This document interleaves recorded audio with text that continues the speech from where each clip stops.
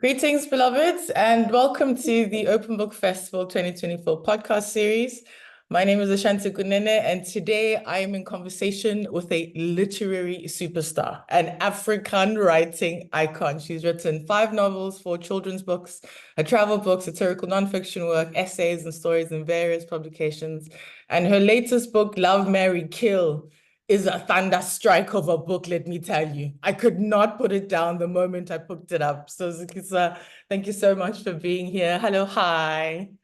Hi, how are you? What a I'm pleasure to well. be here, Ashanti. Yes, thank you so much. Thank you so much for being here. To jump right in, how are you doing? How are you feeling? How's your heart? What's in the ether in the world for you right now at this time? Well, I'm fantastic, thank you. Not much liking this cold Cape weather though. Um, however, tours for the foreseeable future. So, and of course, kicking off South Africa with being in Cape Town. Mm, I had already done another book event for Love, Marry, Kill, and that was Lit Fest in Windhoek, Namibia. So yeah, so this is the first time in South Africa, and I'm forward to seeing what the country has to offer. amazing, amazing. Welcome. Thank you so much.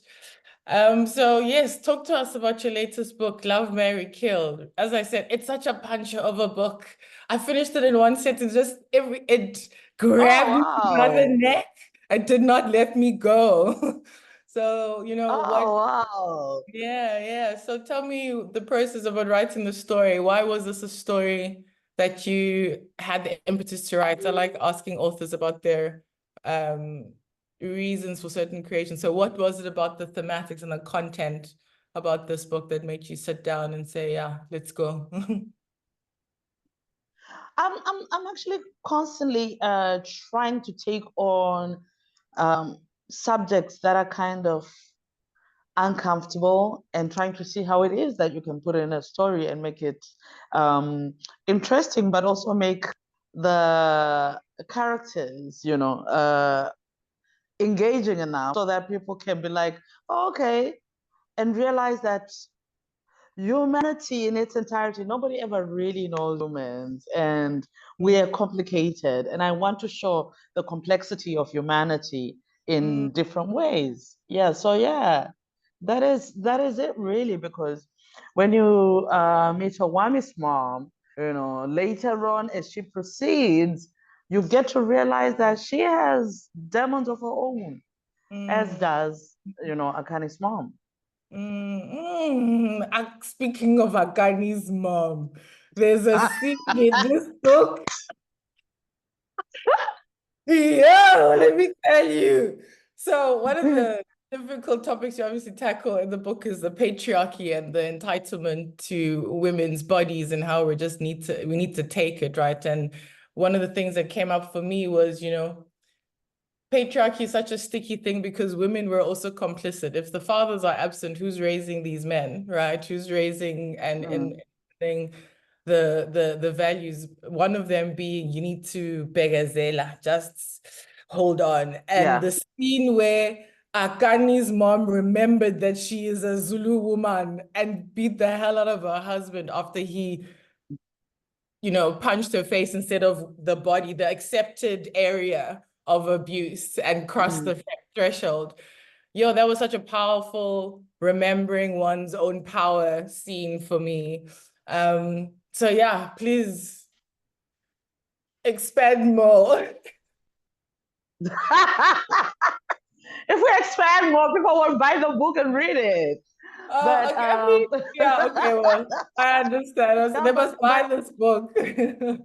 no, but it was a scene I enjoyed writing very much, because there was she does say when she's speaking, and I think I've heard women say this, older women in particular, and she says the reason for her beating him up is because he had always beaten her up, but was always beating her below, Yes.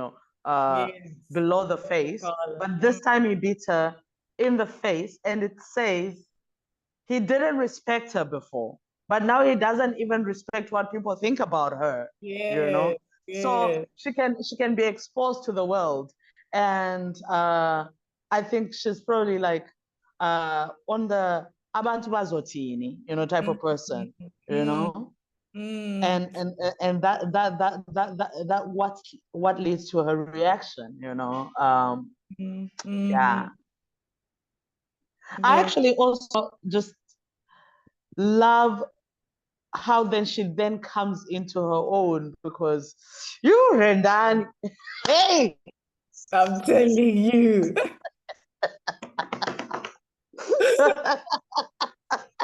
Yeah, girl. No, this is a book people must read for sure, because that Abantu Bazotini, what will people say, is, you know, in my experience, part of the reason why some of these topics are taboo or difficult, why we don't talk about it, why we just keep it, you know, behind closed doors.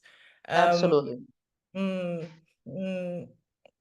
And I suppose that's, you know, great segue to my next question around what are the stories and narratives we need to be, you know, engaging with, reading, consuming in this time of like the Anthropocene and the poly crisis and just like the genocide, everything, you know, all that's happening in the world.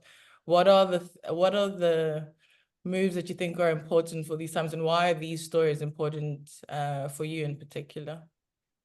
Well, I think every story matters, but you know, I did an essay on my trip last year, a long form essay on my trip last year to Palestine, and you know, and it's something that sticks with you, and I wrote this way before October 7.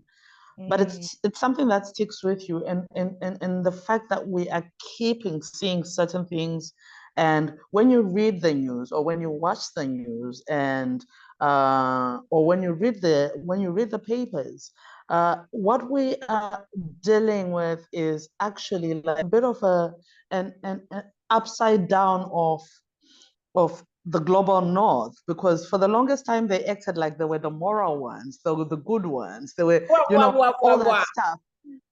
Yeah, and now we're saying like, oh my God, empire is problematic. Empire needs checking, and their own citizens are also seeing this. That's the reason why we are seeing all this. I mean, recently we just saw a journalist who got arrested in the UK because she reported on Palestine in a questioning way, questioning the Zionist entity.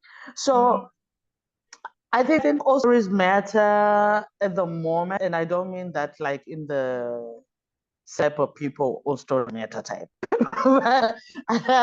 But I do think That's funny.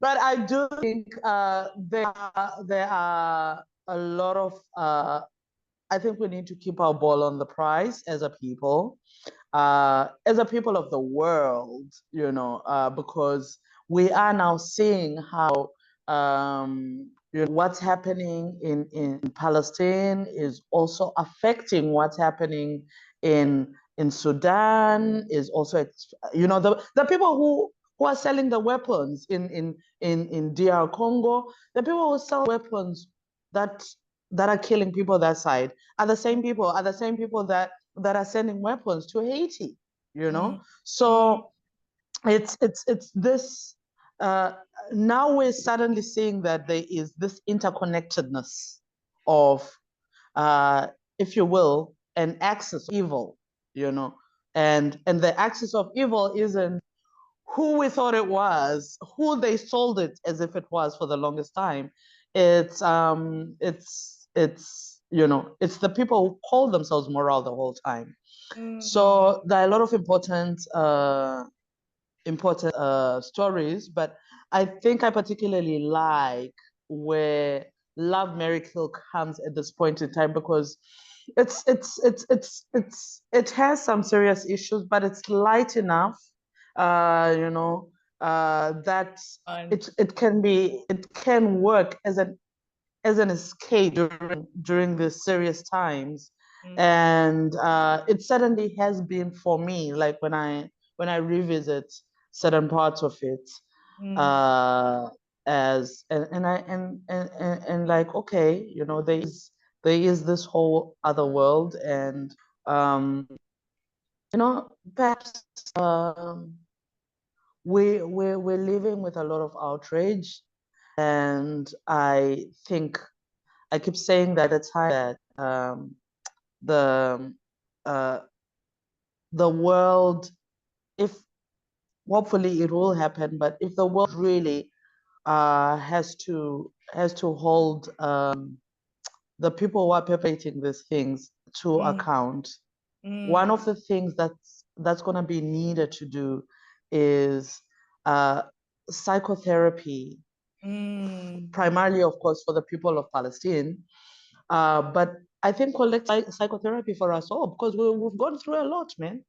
You know? Ain't that the truth? We're going through a lot. This is true. Yeah. Yeah. A lot of what you say, you know, resonates with me.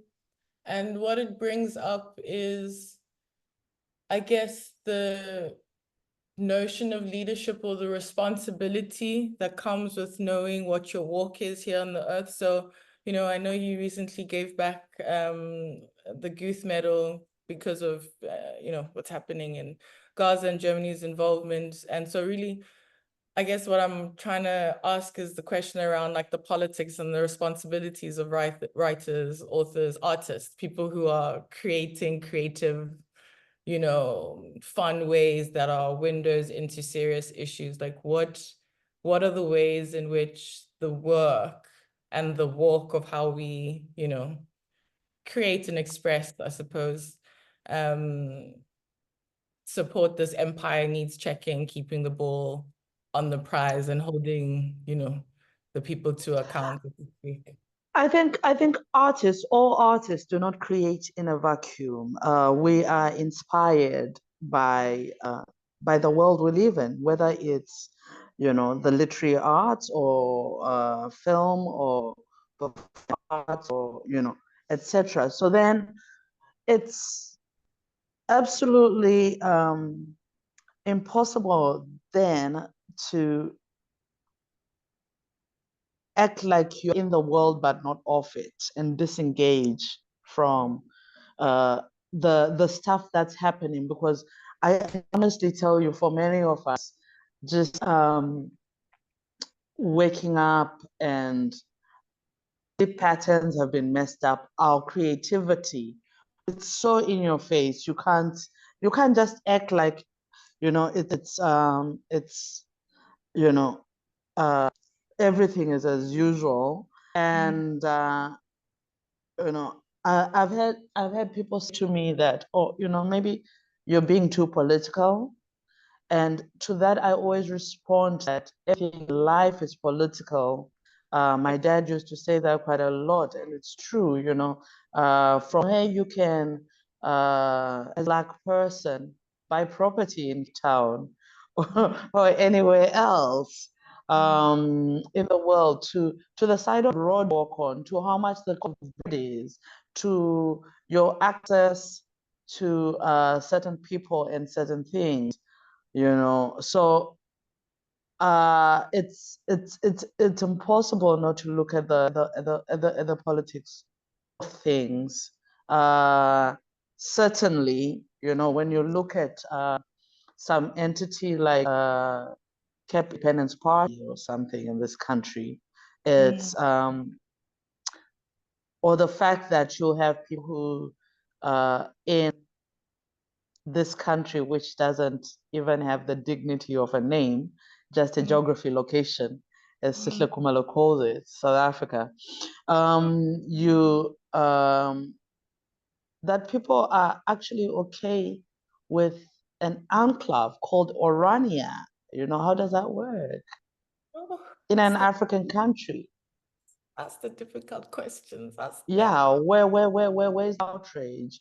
You know, and it's yeah, it's a it's actually quite crazy for me that we can call ourselves a free country, and yet something like that exists and nobody bats an eyelid. We're actually quite okay that we can say that we live in a free country, and yet um, our industries, our mining industry, and mining is one of the biggest employers in this country, are extractive.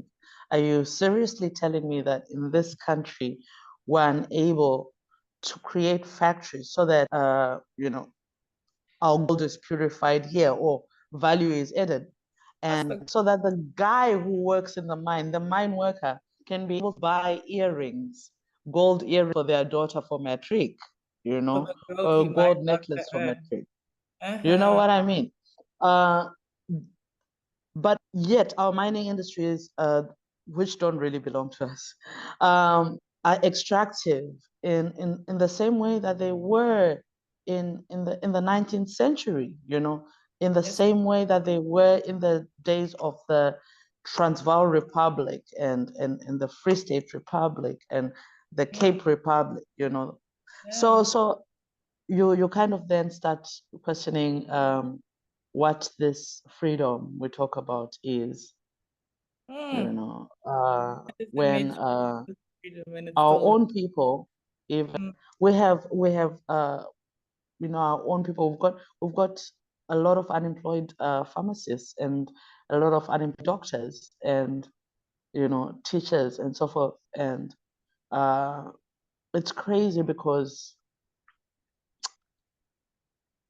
we actually need doctors, and we actually need nurses, and we need pharmacists. And when you go to a public hospital, there are tons of people waiting for to be seen by the one doctor, and yet all the time we have unemployed doctors. It doesn't make sense to me. Yeah. Well, you are preaching because we all forgot Marikana and Cyril Ramaphosa in all of that. Absolutely. I keep saying that. In fact, I was having that conversation, I think it was 3 days ago, that how do we forget that the highest number of Black people that have been killed by government happened under a South African government, a Black South African government, under Black South African leadership. And, of course, Cupcake sent the email in protection of capital, but Msholozi was president at that time, so it's the same party, it's the same people. Same WhatsApp group. Yeah, absolutely. Because we also forgot that throughout that entire Zuma state capture situation, who was our deputy president? Cyril was there. Exactly. So exactly.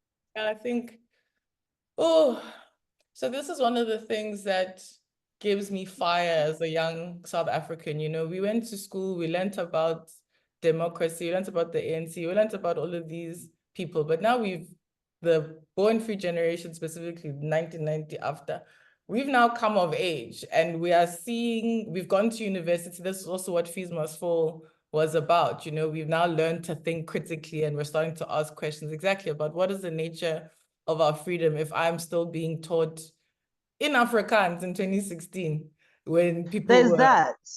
There's that. And additionally, when you look at, one of the things that was supposed to happen is having African languages up until fourth grade or something. But I understand that's no longer reality with this current alleged government of national unity. And always it's like we are begging for crumbs from the table of the master. I understand a few years, I understand actually like this year, there'd been a suggestion that Don Matera, one of his poetry collection as part of course, and it was rejected by the Ministry of Basic Education. It was going to offend was going to hurt the white students. Offend white sensibilities. Exactly. And of course, we've been seeing, you know, the absolute and utter silence from Farmer John after the killing of two women on a farm in Limpopo. And you know, Farmer John hasn't said anything as Minister of Agriculture, but people who are calling themselves GNU, none of those parties, none of the P hasn't said anything. The PAC, I swear Sobukwe must be turning in his grave, haven't said anything. The African National Congress hasn't said anything. None of those parties have said anything, you know? So yeah, a Black life was nothing. You best believe that if it had been a white farmer who had been killed in that situation, we'd be hearing left, right, and center about a white genocide. Yes, I am. But Aish, man, and this is also the power of narratives and stories. So I mean, in this context, as my final question, and you can also give me your final thoughts. What can we say to young people? So intergenerational question for the future, yeah? Because we're the ones that have to grow up and deal with the consequences of the decisions that are being taken, you know, here in government and power. What can we share or, you know, engage that can spark a light or put some fire or show you the silver lining for this gray cloud that has made it cold and depressing today? You know, I think the greatest problem we have as South Africans is that we suffer from what I call South African exceptionalism. You know, we don't realize that we are part of the African continent, because if we realize we're part of an African continent, we'll realize the issues that are affecting us are the issues that people are fighting against in Kenya right now. The Gen Zs are fighting, protesting this. They're saying, you know, we don't. It's been interesting to watch. They're saying, oh, okay, so there's a guy who walks around and they go to different places, things that have been opened by the government. Oh yeah, we're going to be building a bridge, and then they go and they say, listen, X amount of money was put for this bridge. This bridge hasn't been built. You know, they do that. But the other thing I'm saying is, I think the president had said, oh, he was going to get, he was doing all these visits to Western countries to get them jobs and whatever. And these kids are like, no, we don't want to get jobs we don't want to go to get a job in the UK as a nurse. We want to be here at home, you know? We want our children to be born here. We want our country to be functional for us. If we go to the UK, if we go to the US, we're going there on holiday, or we're choosing to do that. So I think the most important thing is, yes, South Africa, in a way, the youth of South Africa, in a way, started it all with Roads Must Fall and Fees Must Fall. But then they don't realize how this also is like, how it relates to what's happening in what happened with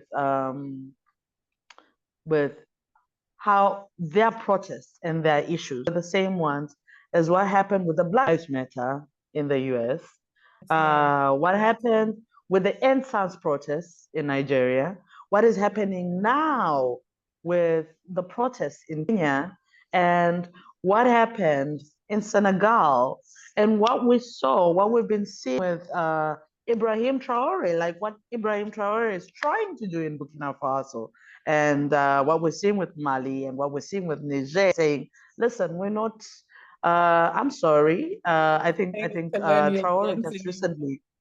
recently, yeah, Traore I think just recently chased away a British company and has mining company and has made and one fears for him obviously because capital does not like that, you know, and how that relates to what's happening in Haiti right now and what's happening in DR Congo and in Sudan, you know, so it's all very interconnected. And if South Africans got to understand that when we're talking about 40% unemployment rate, it's the same thing that people in other countries are fighting against on the African continent. And the people who are benefiting, who come in and they own our mines and they don't pay taxes and they give us a royalty fee for extracting our minerals. And then when they sell a diamond ring to us, you know, they sell it at prices we cannot afford, you know, despite the fact that the diamonds are coming from here.